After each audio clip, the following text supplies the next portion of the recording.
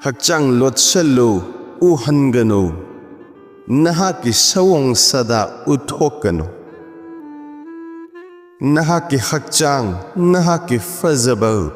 Nahaki napuroiba oigadoriba adugi damak Ngak senduna thambiyo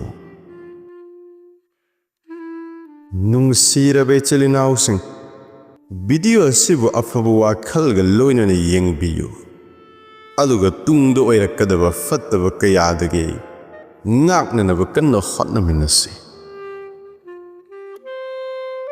Khudai haptana machu kayana leiting libi Kazal tayrabi koiraunabi misna Chinbaldana lipstick Parda yaudana hai humduna chatli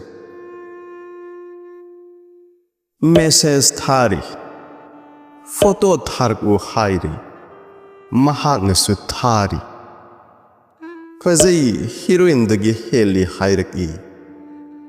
Mahakna harauzari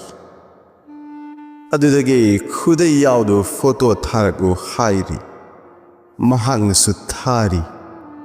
Amuksu parda taudu photo tharku hairi Mahaknasu harau adamak thari Adudagi parda taudu photo na pareng lingli Una se hairakli Mahaknasu yari Masing khangdana unari Adudagi luhongdana yumban bagi mari lainari Adubu matamna puraktuna pregnant oiki Haujik khallo Karino tawkriba adu Amuk kari oiraba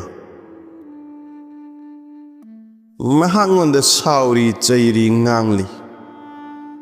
Nangna maram oiduna ngasidi Leisa Leisana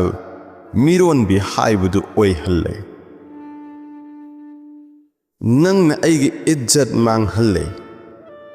Nangdi aingonda time pass tawbane Nangdi aigi hakchang khak paambane Nangna aibu sizinnabane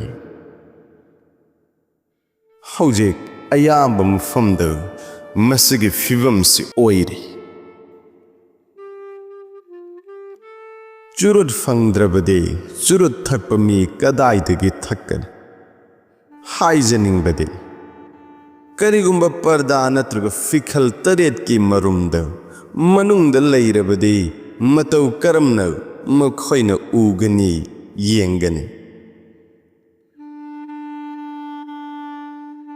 Nungsirabe Muslim iche zalasing Kayam kuina no Makhoigi langga thuki gadawriba Nahaki hakchang uthoklaba Nahaki fazaba so tawraba Nahak hanjin Adamak lang aduda thuki gani Nahakna madudagi ngak thokke hairabadi Nahaki sana lupasing lotsillu uthokanu Parda million billion dagi heli Adu fashion gi parda oihanganu Islam na hairiba mawung aduda chapchana tawbiyo Parda aga loinana Nahaki hakchang uthoklabadi Nahaki afaba oiroi Nahaki tap napi firol oihanganu Amasung Apaambada firol na challenge tawganu Nahak na may chukhatkanu may chaklakkani Islam na hairiban niyam aduda parda tawbiyo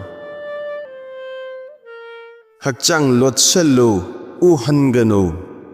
Nahaki sawong sada uthokanu Nahaki hakchang Nahaki fazabau Nahaki napuroiba oigadoriba adugi damak Ngak senduna thambiyo